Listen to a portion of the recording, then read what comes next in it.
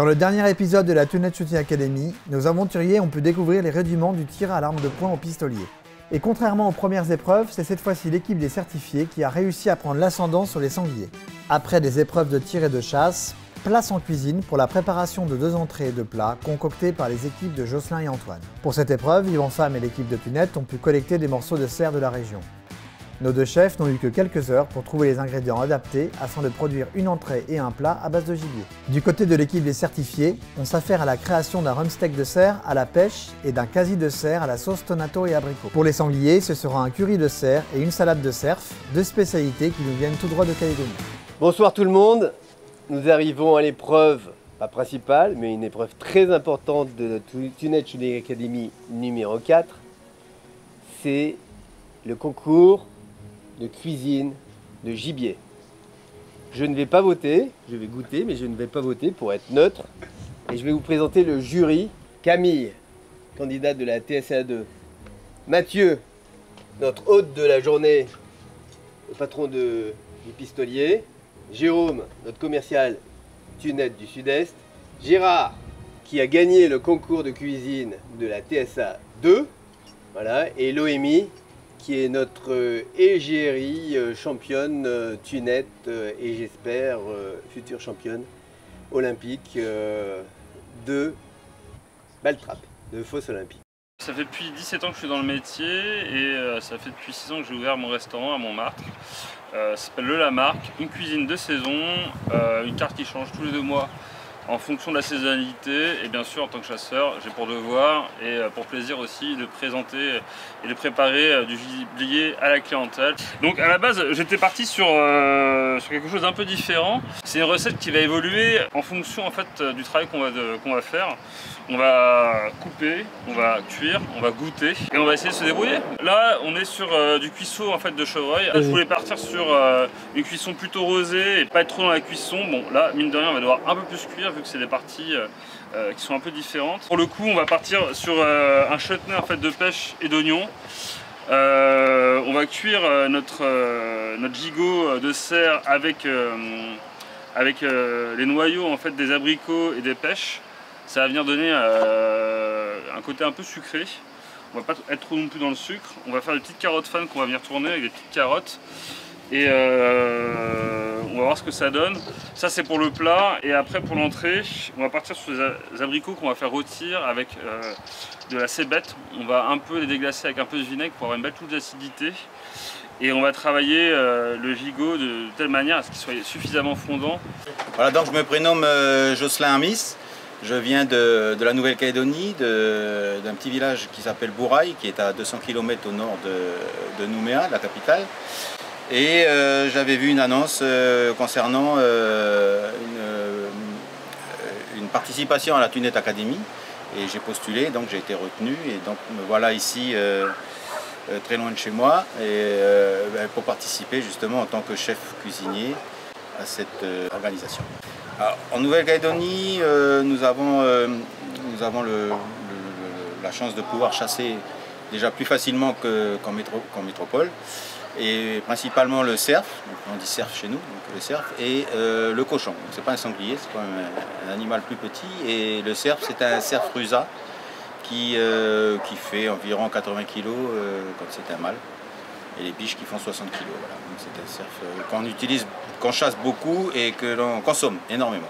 Donc nous utilisons cette viande-là parce que, comme je disais tout à l'heure, contrairement c'est un peu différent de la métropole, on le chasse pour la consommation, même si c'est un animal nuisible à l'origine, mais actuellement plutôt. Donc nous consommons sa chair et on a des plats locaux que l'on agrémente avec différentes épices.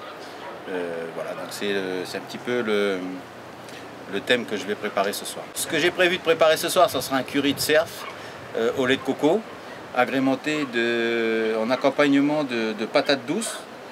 Donc ça c'est patates douces que tout le monde connaît ici, en purée de patates douces. Ensuite, cette purée sera aussi mélangée du igname. Donc l'igname c'est un tubercule tropical, on ne trouve pas qu'en Calédonie bien sûr, mais c'est un tubercule tropical, différent de la patate qui est douce, qui elle est légèrement sucrée. Ça sera en plat principal. Donc ce sera l'accompagnement du curry. Ensuite, il y aura des champignons risolés avec de l'ail et puis des oignons et du persil et une petite touche personnelle. Et en entrée, ce sera une salade de cerf cuite dans le citron. Donc avec des petites touches personnelles également. Voilà, bon, maintenant je vais passer à la préparation de tous ces plats-là. Et je vais commencer par tous les tubercules pour les faire cuire et ensuite la suite de cette préparation. Voilà, nous allons appeler nos deux chefs et en premier lieu Antoine qui va nous présenter son entrée. Bonsoir. Bonsoir. Bonsoir. Alors, bon, le gibier apparemment c'est pour les fêtes, c'est pour Noël. Donc là on casse les codes. Et j'espère que vous les casserez avec moi. Avec plaisir. Ah bah, hein, on faut goûter quand même avant. Hein. Ouais. Donc en fait l'idée là on est parti sur du cerf, on est parti sur un quasi de cerf qu'on a fait snacker de chaque face et qu'on a passé au four, on a cuit avec un peu de romarin. On a fait une sauce tonato. En fait la sauce tonato c'est une sauce qui vient d'Italie. C'est une sauce à base de thon, ventrèche de thon, moutarde, œuf dur et huile d'olive qu'on monte. À côté de ça, j'ai fait les petits abricots que j'étais amené à revenir en fait avec du romarin, du miel et déglacé au vinaigre de cidre. L'idée en fait c'est de prouver que le gibier c'est pas que en hiver et on peut le manger un peu rosé. Par contre, il faut bien penser si on mange du sanglier par contre à passer par les tests vétérinaires. Ça c'est systématique et comme tu le dis, indéniable. Je te remercie. Donc bon là on est sur du cerf donc pour le coup c'est très bien. Et ça sort un peu des sentiers battus mais j'espère que ça fera battre votre cœur. Bon allez je vous laisse goûter, ça marche? Allez-y. Merci. En fait l'idée c'était de présenter vraiment un plat estival. On est en juillet et faut prouver que le gibier c'est pas tout le temps, c'est de temps en temps, mais c'est mieux quand c'est tout le temps. Et bon bah là on est en juillet, on va manger du gibier. Bon bah ça vous de jouer hein. Avec les chasses d'été, et surtout avec les chasses d'été qui reprennent. Exactement ouais. Et mélange sucré-salé. Voilà. Allez.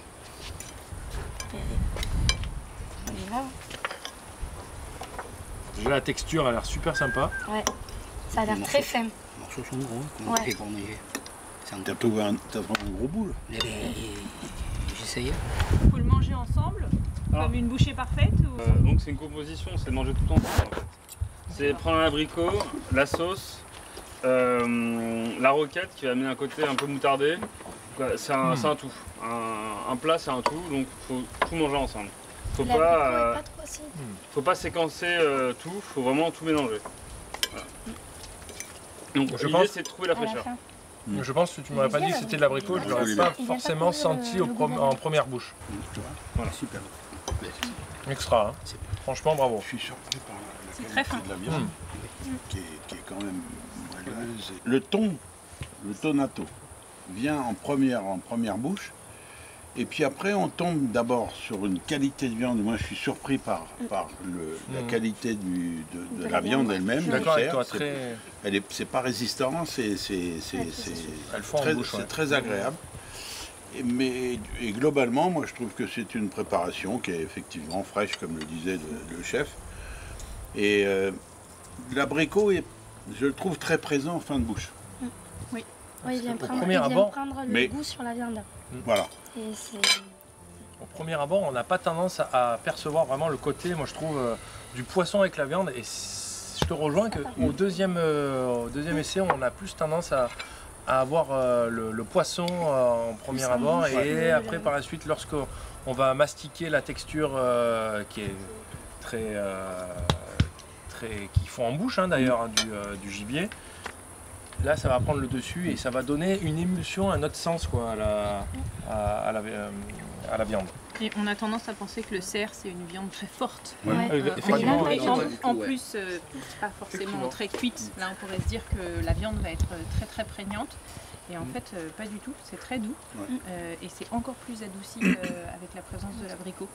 Du coup, et du tonato. Et du tonato. Et le tonato oui, apporte une petite touche. Vous savez quoi, je reprends un troisième morceau. Ça donne un peu l'impression, pardon, troisième ou quatrième, un peu comme du houmous en termes de texture.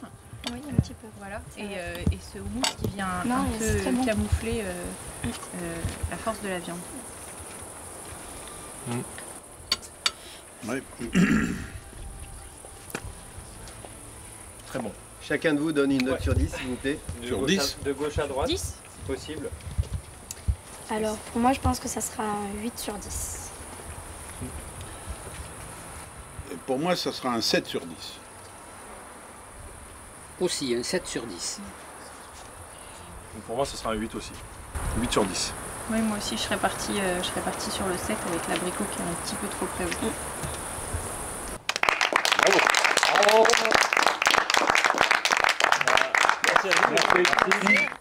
Et maintenant j'appelle Jocelyn, notre chef qui nous vient de Nouvelle-Calédonie. À pied.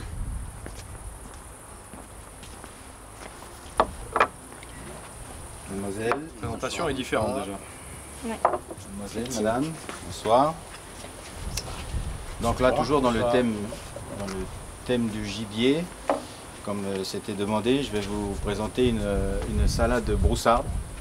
Donc c'est une salade qui est composée de cerf marinés dans du citron, aromatisé de gingembre, d'ail, de persil, ainsi que de l'oignon et 2-3 petites épices secrètes de ma recette.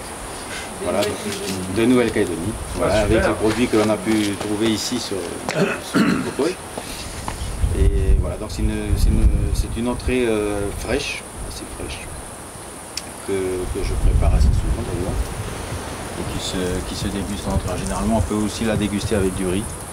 Donc là, c'est pas le cas puisqu'on va faire quelque chose d'assez simple. Tout est cru? Voilà, donc c'est pas tout à fait cru puisque c'est cuit dans du citron. Pendant environ 1 heure. Donc c'est mariné dans du citron, donc le citron a tendance à cuire comme le poisson d'ailleurs, mais là on fait cuire dans du citron. Et ensuite il y a des épices pour agrémenter tout ça. Ok. Allons-y, c'est parti.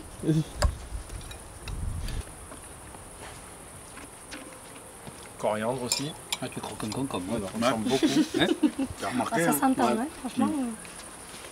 Alors habituellement cette viande, moi je la fais maturer, donc je la fais maturer environ 5 à 6 jours en chambre froide et après je la travaille. On va commencer par l'OMI. Donc pour moi, ça sera un 9 sur 10. Pour moi, je suis assez... J'aime beaucoup la manière dont la viande a été tranchée, préparée par rapport à l'autre groupe. Il me manque quand même, là aussi encore, un peu de gnac, un peu de peps, un peu de... Donc je vais rester sur une note sensiblement identique à la première, je vais donner un 7. Jérôme? Ouais, moi je vais mettre 9 parce que je trouve que c'est très agréable.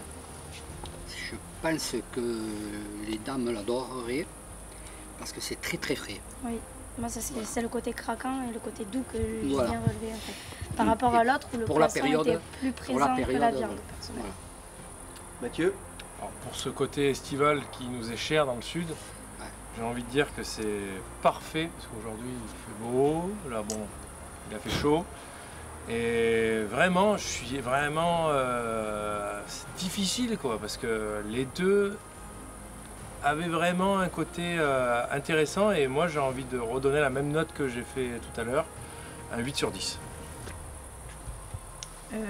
Moi je crois que je vais suivre sur le 9 parce qu'effectivement c'est un peu féminin et moi c'est des saveurs asiatiques que j'aime beaucoup. Ouais. Voilà. Bravo, Jocelyn. Bravo.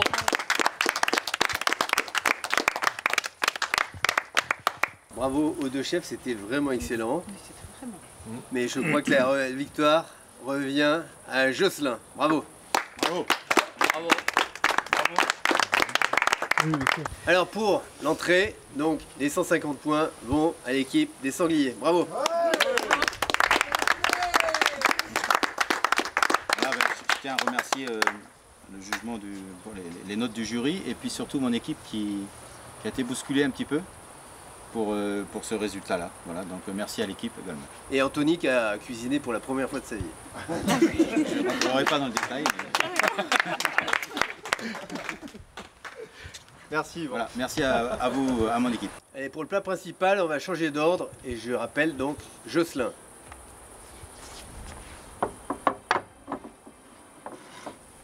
Jocelyn, présente-nous ton plat. Donc voilà pour les plats chauds. Nous avons préparé sur votre droite, dans la couleur orange, vous avez un écrasé de patates douces accompagné d'igname et de crème fraîche, avec quelques épices à l'intérieur. Ensuite, vous avez un sauté de champignons revenus, avec des oignons et de l'ail, ainsi que du persil et du thym. Et en protéines, en viande animale, donc c'est du cerf pour cette occasion-là. Vous avez du curry jaune, façon thaïlandaise et accommodé à ma façon. Voilà. Donc, pardon. Sympa un peu le coco. Voilà, et il y a également, si vous voulez, je vous donne toute la recette. Donc il y aura du curry jaune, du gingembre, de l'ail, du persil, du basilic, du citron, de la citronnelle, du coco et des oignons, tout coco, voilà, dans cette sauce-là.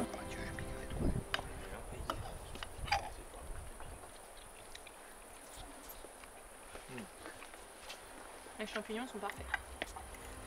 L'idéal, ce serait de commencer par ce qui est plus épicé, c'est-à-dire la viande. Okay, pour adoucir un petit peu l'attaque des épices, c'est de passer sur la patate douce. Non, j'avais rien compris, moi. C'est le dernier en premier. Après, le champignon est quand même assez doux. Effectivement. Ah oui, effectivement. Il faut après si le premier prendre plat la patate douce qui va adoucir un petit peu l'attaque de l'exotisme. On sent l'épice là. La sauce est très étonnante. Très bien. Très très bon. Allez, on va attaquer les notes. On va changer l'ordre. C'est Camille qui commence. Eh ben moi, je pense que je vais donner... J'hésite entre 7 et 8. 8 parce que les champignons sont incroyables. 7 c'était pour la viande. On peut faire un demi? Non. Bon alors 8. Bah alors, pour reprendre sur ce que disait Camille, là vraiment, j'ai vraiment senti la viande avec une texture un peu plus dure que tout à l'heure au niveau de l'entrée. Et ça, bah, là j'ai vraiment retrouvé mon gibier à moi. Et là j'ai envie... On peut pas donner demi, tu disais hein? Non. Parce que bon bah écoutez, moi je donnerais un 9 là sur celui-ci. J'ai vraiment beaucoup aimé. Moi je vais donner un 7. Pour moi, un peu fort dans le palais à la fin. Quand je dis fort, c'est épicé, mais pour moi c'est beaucoup. Voilà. Gérard? Moi je suis... j'aime beaucoup ça parce que je retrouve la cuisine des îles. À Maurice, bon, les épices, la présence. Alors effectivement, à partir du moment où la viande est cuite, elle prend une texture un peu différente. Et encore une fois, je reviens sur ce qu'on a eu en entrée tout à l'heure, ce côté moelleux de la chair crue, même si elle est un peu marinée. Alors que là, dès qu'elle est cuite, ben, elle durcit un peu. Alors bon. J'ai vu notre ami travailler sa patate douce et ses légumes à la main, avec une fourchette. Donc il y a aussi beaucoup de travail de préparation. Donc je suis aussi très sensible à ça. Et moi, je me balade entre 8 et 9. Mais comme on ne peut pas mettre de demi, comme dirait la poule, je vais mettre un 9. Merci. Noémie. Tout le monde a percuté. Non, non. Pour moi, je pense que je vais rester sur un 7. Parce que pour moi, c'est dommage. Là, on sent vraiment pas le goût de la viande. Tout à l'heure, à l'entrée, quand même, on avait un léger goût. Là, on l'a pas du tout. Il y a vraiment le curry qui prend le dessus, même si la patate douce vient l'adoucir. Et pour moi, en tout cas, je trouve ça trop fort. Il y a trop de curry par rapport à l'ensemble du plat. On voit que la famille Ricassens n'a jamais été dans un restaurant asiatique. C'est l'habitude de manger. En tout cas, bravo, c'était... Bravo. Bravo. Bravo. Hâte de voir ce que c'est la suite. Voilà. Et maintenant, pour finir, le plat principal d'Antoine. Là, on est toujours sur le cuisseau de cerf. Donc on a un chutney en fait d'oignons et de pêche. Donc on est un peu dans le pays de la pêche hein, quand même, mine de rien. Et avec les petites carottes al dente et les petites pommes de terre grenaille cuites dans du lard. Et on va travailler sur le rump steak en fait. Et je vous laisse déguster. Ah ouais. Ah là, ouais, franchement. Là, elle est pas dure du tout. Ah oui. Et on l'a sous toutes ses formes en fait. Moi, On l'a eu en sauce, on l'a eu en rumsteak. On passe aux notes, Camille. C'est trop compliqué, donc je vais faire un choix... Trop compliqué. Trop compliqué de choisir entre les deux parce que j'aime aussi beaucoup ce plat-là, donc ça sera aussi un 8 parce que c'est très bon, la viande est parfaitement cuite, le chutney de pêche avec les oignons, délicieux. Franchement, bravo. Voilà. Mathieu. Moi, franchement, il y a juste un chiffre que j'ai envie de dire, et sans plus, 10. Il faut savoir reconnaître le talent. Non, mais c'est très bien travaillé. Excusez-moi, j'en ai plein les babines. Mais là, pour le coup, c'est authentique, c'est travaillé, il y a un savoir-faire et bravo. Bravo. Bravo. Jérôme. Je vais mettre la note de 7. La viande, je suis tombé sur 2 morceaux où Dans la troisième. c'était d'énervé, mais juste. Et bon, sur un plat comme ça pardonne pas beaucoup, quoi. Ah, c'est comme la chasse, hein. Soit on tire pas. Hein. Ouais. C'est un acte de chasse. Il n'y a pas que la chasse. Gérard. Alors, en ce qui me concerne, je trouve ce plat classique. Alors, classique, ça veut tout et rien dire.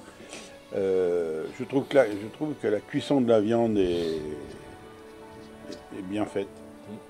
On a gardé le côté rosé, on retrouve effectivement le goût du gibier.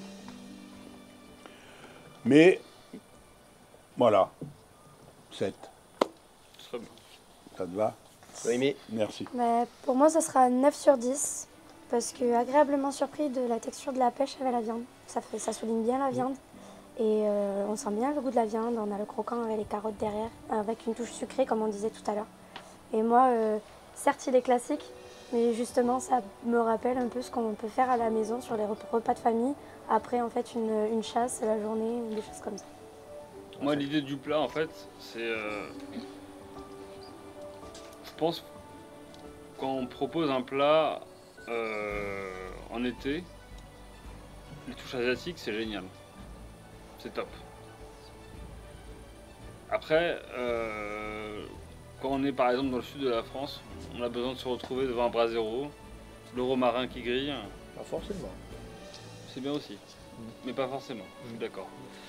Et la viande qu'on vient faire snacker et qu'on va faire en aller-retour et qu'on va manger rosé aussi. Et moi l'idée c'est... je voulais tomber vraiment dans le classique. Et apparemment ça a bien marché. Hein. Donc c'était l'idée et je suis content. Bravo. Bravo. Bravo. Bravo. Là c'est très haut niveau puisque le vainqueur, 8,2 contre 8. Un point. C'est 41, Un point. 41. un point. Voilà. 40 pour 41. Un point, ça s'est joué à un point sur 5 notes. Et c'est Antoine qui gagne. Bravo. Bravo. Ça veut dire, Jocelyn... Alors, ça veut dire que, attends, ça veut dire que tout ça pour ça, c'est-à-dire qu'il n'y a pas de vainqueur. Non, pour moi il n'y a pas de vainqueur, mais surtout il y a 2 îles qui se rencontrent. Bon, moi je suis d'origine corse, Jocelyn est de Nouvelle-Calédonie, et c'est les îles qui ont gagné ce soir. Bravo.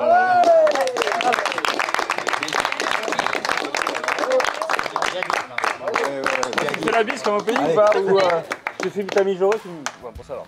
Et soyons chauvins, c'est la France. Bravo. Exactement. Et c'est la toujours la fête France. française.